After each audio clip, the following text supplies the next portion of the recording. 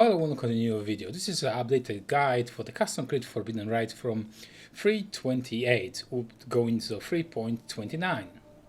Generally speaking, the changes that happen to this build from the Mirage League is pretty much nothing. You only lost temporarily socketed level 1 corruption that you could do in the Mirage, but now you can get the gem up to level 21, so roughly probably you're still using a little bit more power, but it's not so bad as might think. Now let me just give you a quick warning. This version uses a little bit more expensive items that you might be used to my budget version. The budget version is still viable. I will leave the description when I made a short video about updating that build, but this version is a far bigger and more expensive version of the build. It really comes down to how cheaply can you buy the impossible escape near the Mine of Matter keystone, because that jewel pretty much costs something between 40-60 fines when I bought it, and sometimes when the people start buying it up to nighttime, it goes to 100 divines.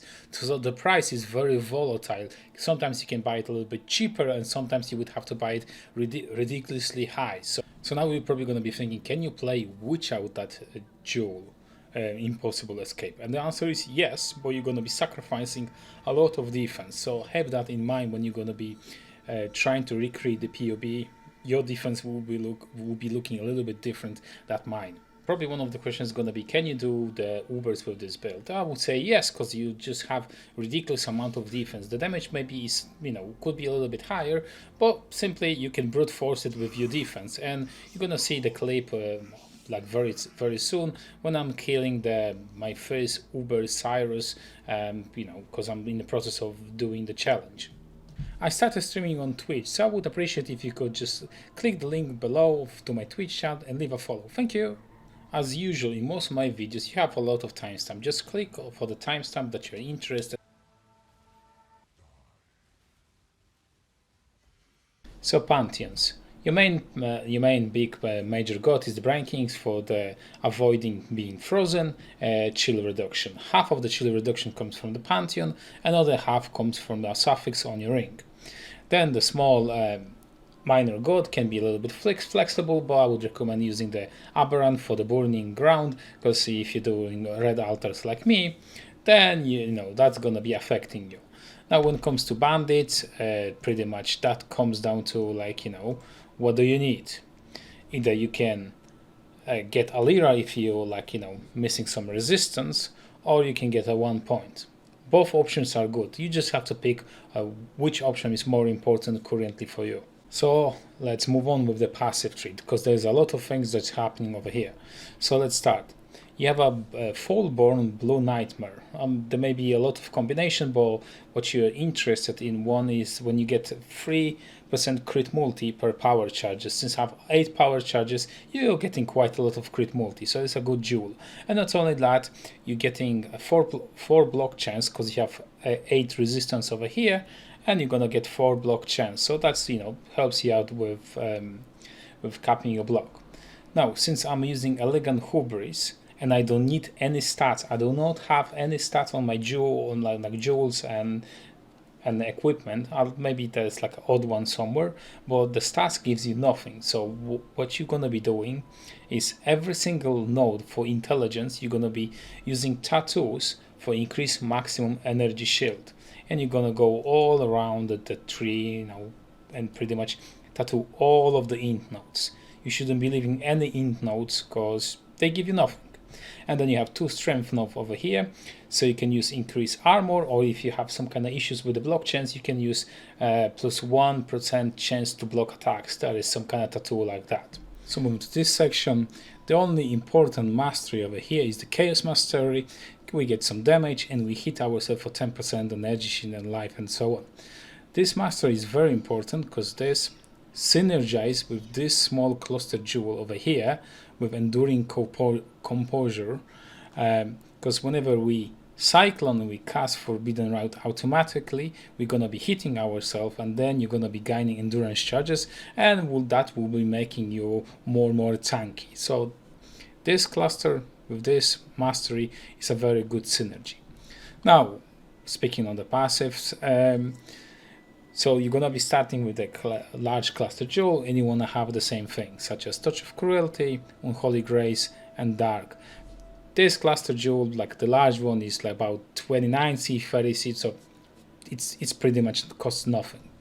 Then you're gonna have 2 medium jewels, and you wanna have Eye to Eye, Repeater, because it's attack speed and some damage, and on a small note you want to have some resistance. So this build is going to be very hungry for the resistance, so try to get it as much as possible. Again, those medium are not that expensive, and the same thing over here. I have like a dead stat over here to attributes. Probably I could fix it, like so. There is like a room to improve over here. And the same thing in the Ring Composure. I have some fire resistance, some armor that's from the base of the jewel, and I have like plus all attributes, so that's a dead stat, so you could improve this as well. The small jewel over here, it's very important. You have to have a reservation. The small notable gives you reservation. In my case, it's like a 7% because I have the increase effect, but you don't need that.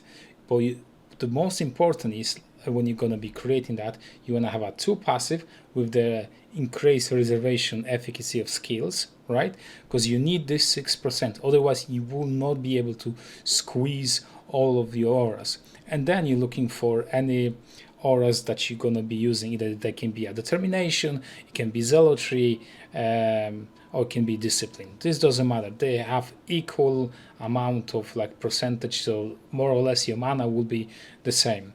Mine is 12, but you're gonna be sitting between something 7 to 8. So now we go to the very expensive part of buying Impossible Escape. Currently, as I recording the video, it costs between 83 to about 87 divines, so it is a very expensive jewel, right? Can you play without that? Yes, you can, but you're gonna lose. In my case, I would lose 1 block chance node, another block chance node, some increased spell damage, and I would lose some cold resistance that I need. So you would lose those. But there is a possibility that you could get the 2 block chance over here, this node and this node. So yeah, there is a possibility that you can have a lesser elegant hubris jewel, and or you can buy a big boy, then you can have those 2 passives, all of them 4, and even this one. So this jewel is something that you can spend a lot of currency. If you don't know how to find it, I will leave a link to the description for the timeless jewel calculator, and you can try to find yourself whatever available on the market. Now another quite expensive jewel is over here. You're trying to find the Light of the Meaning with the increased energy shield. It's because all of the passives are going to give you a lot of 3% extra, and you have a lot of them. And not only that, you're taking the Unnatural Instinct over here, since you're getting all of the small passives, and then this adds on them on top of them another increased energy shield. This combination over here gives you a lot of energy shield. Lastly, Watcher size. What you're trying to get is the gain energy shield from the discipline mod. That's the top priority, and gain the flask charges when you do the critical chance while precision is a secondary option that you want to do. Always go for the discipline mod. By far this is the best thing that you can do. The precision is if you can afford it, or later down the line you can upgrade it.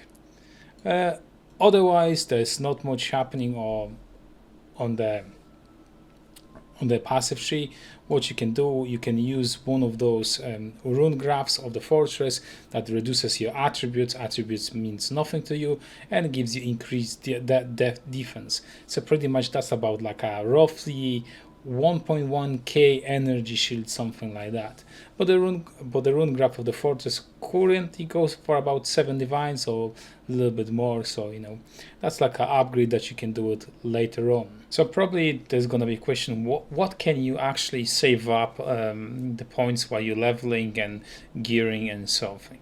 So probably one of the things that you could reduce is probably 1 endurance charges over here, those nodes over here, because that's the defense, but there's the 8% resistance. Just have that in mind. That's about 3-4 points that you can reduce. You can reduce a little bit crit multi over here. You can reduce the zealot out. That would help you out early on. What else can you save up a little bit? Probably the energy shield. It's quite good. You can save up, when you can level up later on. And that's pretty much it. What can you save up on the points, because the rest of them are quite important, I would say. There's not much point about saying about Ascendancy. At this point with this investment, you should have all of the points. So let's move on to the gear. Unfortunately, if you like it or you don't, you will be forced actually to use the new freaking shipment green sulfide crafting, as that mechanic really helps you out creating the items. So let's start with the helmet. I'm using my classical Viridi's Veil. The main two important stats are, primarily what you want to have is +2 socketed level gems. This is main reason for the Enlighten. And the next important thing is the power charge, and then the resistance. The rest of them, if you get more armor, more energy shield, is like whatever, it's fine. And the links that you're going to be keeping in your helmet is Discipline, Val Discipline, this is very important, Determination, Zealotry, and Enlighten. You don't need any green colors, blue and red, because the auras only get like the range on the aura, so the quality for auras means nothing. Now moving on, you're gonna have one blue ring, and this is something that you're gonna have to craft yourself, because you have to buy a nameless ring base with the item level 83. Then you wanna do it as a rare. You wanna slam a Elder Influence orb, then you wanna scour it, and you wanna alt spam until you get the T1 crit multi. And now, if you get some kind of dead modifier, well, let's say you don't get like alive or whatever, then you go back to the ship, you use your green sulfite, you use annulment, and it should give you two options, either one to remove the dead mod or remove the crit mod. Obviously you remove the dead mod, then go to the bench, craft yourself a maximum energy shield, apply the catalyst, and you have a finalized item. Then you're moving on to your next ring. Your next ring should have 2 resistance, open suffix, because you need to craft the reduced chill effect. That's a bench craft as well. Then you want to have one or two prefixes open, because you want to have the maximum energy shield in one of your prefix. Then one prefix should be open, and then you want to slam Crusader Orb. When you're going to be slamming Crusader Orb, you want to do the same thing. You want to go to the ship, and you want to use your green sulfite, and you want to slam with the Crusader Orb, because you're looking for the spell damage. I was able to get that spell damage by the second try. So now let's start with the Amulet. The Amulet is very important. It's simply, you have to buy it.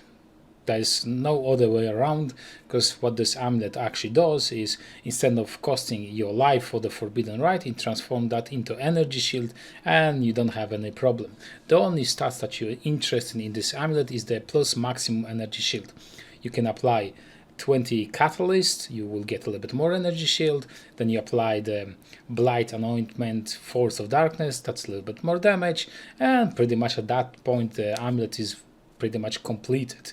The only thing else you can do with the Amulet, if you have too much currency, you can go and double corrupt it, maybe for some like extra power charges, for some curses or whatever shenanigans you can get. But basically you just have to buy the Amulet. Then moving on your belt. The belt is you need to have 14% of increased cooldown recovery. That's a suffix. Now, this is very important. The 14% is a bare minimum that you need to have. You can have about 15-16%, that's fine, but 14% is very important.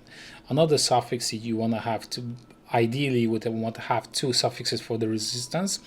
You would like to have in a prefix like plus maximum energy shield. Then you can craft something on the prefix, and then you would like to have a open prefix, so you can go to the ship crafting bench, let's call it like that, and then you want to slam it with the Crusader Exalted Orb, because you can get the increased maximum energy shield. So that's, ideally you could have that. And if you want to go a step further with that, you would like to have something like a crystal belt or some kind of other belt with the implicit for the plus maximum energy shield. So that would be like a very good belt. But generally speaking, temporarily, like one resistance, something that I have, it's like a good enough. The chest is very simple. You're just trying to buy as high as possible energy shield base with 2 suffixes. Ideally, one would be resistance and one would be open, so you can craft yourself whatever you need depending on the situation. And then you're gonna be doing the Eater of Words and Searing Exile implicit. You want to have the same ones that I have with the Fizz converted to Chaos. That's pretty much great defense, and the crit multi for spells. That's pretty much damage. You can reroll those implicit with the Blessed Orb if you get like a lower version, yeah. So you can play around. And the gems that you're keeping in your chest is Forbidden Rite. Having quality from the chromatic is nice over here. You're getting 1 projectile. Cyclone, quality from the chromatic is useless. Critical chance that getting chromatic color is nice, but I would say it's like whatever. Power charge on crit, having a color is useless. Greater volley is quite nice to have the quality from the Grim socket. Cast on crit is like, you can have it a little bit more crit chance. Boots, you want to have a stampedes because you want to have that movement speed. The only stats that you're interested in stampedes, the cooldown recovery of the travel skill. Probably I would say depends how expensive they are in the market. Something between 72 increased cooldown recovery of travel skill or higher would be nice. And then the rest of stats is like whatever. Then you want to apply the tranquility. That will give you a little bit more damage and defense. And the links that you're keeping is Mark on Hit, Assassin Mark. You don't need quality, you just need Assassin Mark level 21 if you can. Then you're using Tempest Shield. Quality is useless, you can have 21 for a little bit more block chance. And I have a Precision level 1, it's mainly for the Watcher side with the Precision mod. If you don't have the Precision mod on the Watcher side, you can remove that, and that's pretty much it. Gloves, again, you're just trying to get yourself as highest base of energy shield as you can.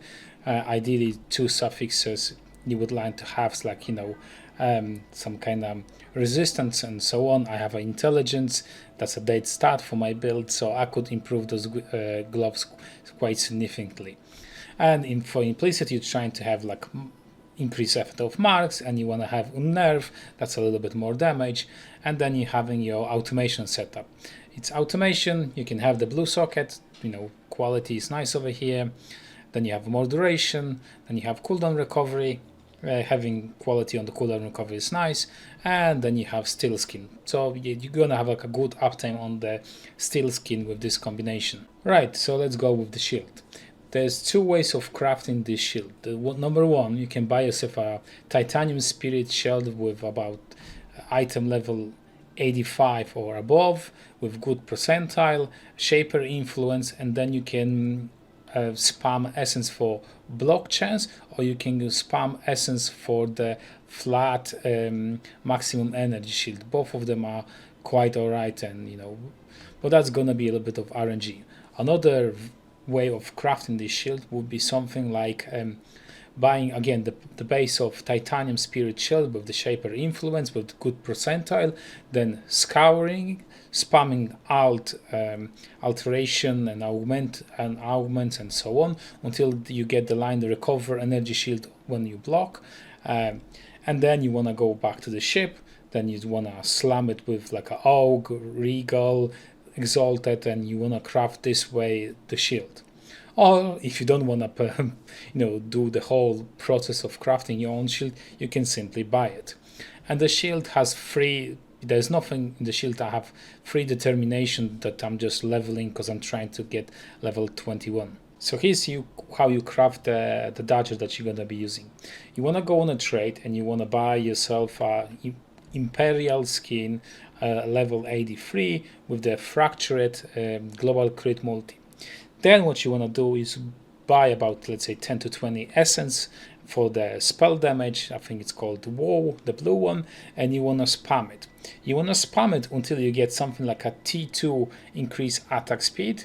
Then you're going to have your fractured crit multi, then you have your spell damage, then you want to have an open prefix so you can craft yourself a hit cannot be evaded. And at this point, if you have any like a suffix prefix open, then you go to the shipment, you spend your green sulfite, and you try to, like, you know, get anything useful. Like in my case, I've got some crit spell, you know, spell crit chance, and I have a useless stats that's mana, but you know, whatever, pretty much. The links that you're keeping in your Dagger is Whirlwind Blade, faster attack, the quality from the green gem is nice, and then you have a Frostblink, the quality is nice as well. So let's move on with the Flask. The Bottle Fate, the only line that you're looking for is the increased damage taken to the enemies, and the 10% that's pretty much it. The rest of them is like, you know, yeah, sure, you can have the reduced duration, you know, a bit lower, then you have a better uptime on your Bottle Fate, but, you know, that's pretty much it. That's a Flask that can be actually replaced, and, you know, you can do. That's like a flexible slot over here. Then you have you want to have the same thing. So you want to have the gain charges when you're being hit. Then you have a Diamond Flask, increased critical chance because you're missing a little bit. So, you know, this will help you out, like hitting the cap. Then you have the same thing. Gain charges, reduce curse effect. You want to have the resistance ones, as they pretty much require less amount of charges, so you have a better uptime when you're mapping. Then you have a Grenade Flask, pretty much armor, so you have charges and armor, and that's it. In some cases, when your block is not capped, you could replace this Grand Flask with Rumi, and that would help you out with, you know, capping your block while you're mapping. Then the last one is Topaz, the same. The Resistance Flask has the less amount of charges that it consumes, and the same thing. Gain charges, bleeding immunity, because, you know, then you don't have to deal with that while you're mapping. So the only game-breaking map modifier that I would say is the cooldown recovery. You know, you can still complete the map if you need to do it because you corrupted you some kind of T16-8 mods. Yeah, you can complete it, but you would just lower your, you know, trigger rate back to 6.6, and you would have like a much lower damage. But otherwise, the rest of modifiers, they, you know, like the block chance reduction would just lower your little bit on your damage and so on. Pretty much the rest of modifiers, they're like whatever. They can be over there. They have not too much of an impact on the build. The one mention that I would say, when you're doing the new charts, when you open the chest and you get like a power from, like, you know, from the new league mechanic, there is a chance when you get like the ghost power, and the ghost power will give you attack speed. Unfortunately, that's bad because that breaks your trigger rate. So unfortunately, you have to either use a portal, go to the hideout, go back, and that power disappears because you cannot just right click it and, you know, remove it. So that's a bit of an annoying thing. When you're going to be balancing your attack speed, it's very important. If you go to your cyclone offense and you look over here, attack speed per second, you never want to cross 7.57. right? If you stay below a little bit like that, like I have a 7.52, that's all right. Because if you go above the 57, then you're gonna be breaking the trigger, you're gonna be losing the damage, and so on. And this build has multiple sources of attack speed from skill tree and clusters. So on the cluster, on the medium, you have 8% over here, 8% over here as well. Then you have 10% over here. Then you have 8% over here. So in case you cross this line, then you're gonna have to manage this a little bit different that I have, because you could actually drop one of these nodes and get like a different node. There's like a streamline, I think that's projectile speed or whatever, and you could drop this down. So attack speed is, you know, something that you have to balance this on your own, because each individual person who's going to be copying the build is going to have a different problem with that. At this point in the video, I think I did cover most of the subjects that you need to know about the items, passive, and so on. If you think I did forget about something, obviously just leave a comment. I will try to reply to it if it's like, you know, if I did actually miss it in the video. But at this point, I would say thank you